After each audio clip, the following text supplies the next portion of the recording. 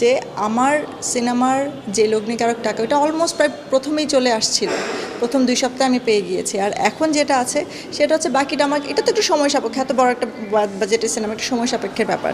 কিন্তু আপনারা যেভাবে করে জিনিসটাকে প্রচার করছেন নেগেটিভলি, সেটা মনে হচ্ছে যে যে মানে আমি আমার লগ্নিকারক টাকা ফেরত পাচ্ছি না। ভাই, দিন শেষে আমি জানি আমার লগ্নিকারক টাকাটা ফেরত পাচ্ছি কি পাচ্ছি না। বরবাদ কত টাকা ইনকাম করলো, কারণ বরবাদ তো আজকেও ইনকাম করছে, সেটা তো আমি জানি না। বরবাদ গতকাল ইনকাম করেছে, যেটার অ্যাকাউন্টস আমি এখনও দেখিনি, তো এক্স্যাক্ট অ্যামাউন্টটা আমি আপনাকে বলতে পারবো না। বাট এতটুকু বলতে পারি যে বরবাদ বরবাদ ভালো যাচ্ছে এবং বরবাদ ভালো যাবে।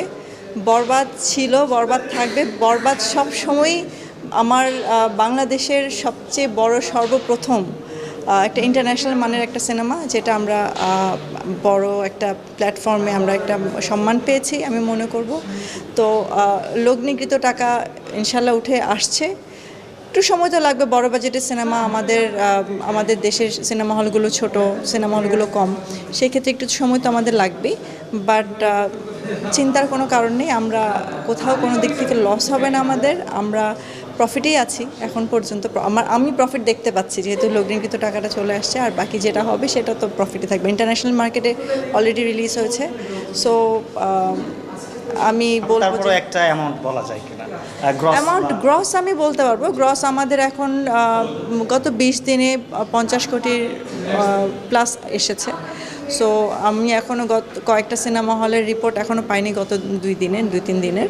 তো সেটা পেলে হয়তো বা এটা প্রায় এখন পর্যন্ত হয়তো বা আমরা 50+, 54, 55-এর কাছাকাছি আমরা হয়তো বা যাবো। আর এটা হচ্ছে আমি বলবো এটা মানে সর্বপ্রথম সিনেমা যেটা 2+ উইকসে এতটুকু পর্যন্ত এসেছে, যেটা অন্যান্য সিনেমা আমি তুলনা করে বলবো না।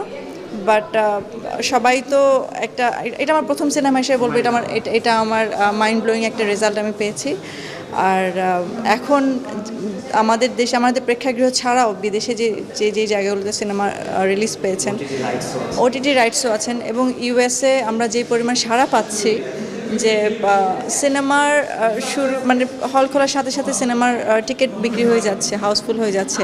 এবং বিদেশের মতো একটা জায়গায় বাংলা সিনেমার জন্য এক্সট্রা শোজ ওপেন করছেন, ওনারা নিজেরা ওপেন করছেন। So that is fantastic, I feel. তো আমার আসলে কষ্টের কোনো জায়গা নেই। হ্যাঁ, কষ্টটা যেখানে ছিল, আমি তো এখন এখানে রফিক ভাই আছেন, রুবেল ভাই আছেন, সবার সাথে আমি একদম সরাসরিই বলেছি।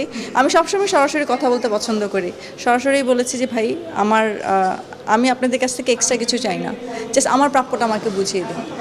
আমি এটা আপনাদের লস হোক সেটাও আমি চাই না, বাট আমার লস হোক সেটাও আমি চাই না, বাট আপনাদেরও ভালো হোক, আমাদেরও ভালো হোক। তো এটার জন্য যদি কোনো রকম কোনো মন খারাপের দিক থাকে, কোনো ভুল বোঝাবুঝি থাকে, এটা আমাদের ঘরের, এখন এটা আমাদের ঘরেরই, দেশের সব কিছুই আমাদের ঘরের, আমাদের নিজেদের।